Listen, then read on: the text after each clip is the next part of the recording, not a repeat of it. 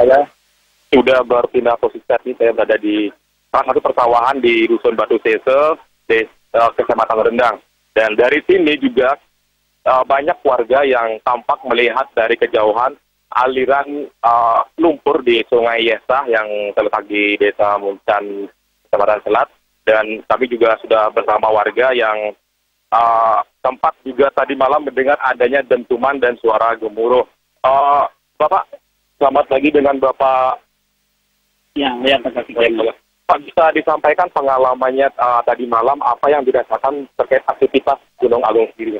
Mungkin pertama metro bintan, gunung ampun kita hari metro ke bintan tempo namanya ampun tadi niki menurut bintan, bintan tadi niki pun tadi makin niki kerja itu sampai kira-kira kurang jam 10 nih ke 10 malamnya nih ke sampai jam sekarang niki pun antun bintan.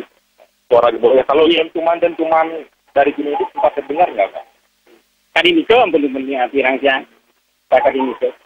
Tapi kita warga kan ada sirap. Miringan itu. Sebagian besar dari itu. Dan untuk Batu Sese sendiri warganya memang kembali ke rumah, Pak, ya, tidak mengungsi, Pak, ya? Bentan mengungsi, bentan. Nah, untuk saat ini warga masih beraktivitas seperti biasa tadi, saya lihat ini ada yang memanen padi. Biasa. Masih, Pak, ya? Ya, pemirsa Bali TV, memang ini ada beberapa warga di samping saya dan mereka juga beraktivitas seperti biasa karena memang berada dari luar radius 10 km.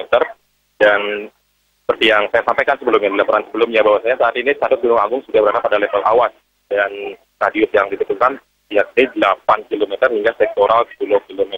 Dan itu berdasarkan informasi yang kami dapatkan dari otoritas bandara, juga saat ini Bandara Ngurah Rai sedang ditutup karena memang abu yang mengepul dari Gunung Agung arahnya mengarah sampai di Bandara Ngurah Rai.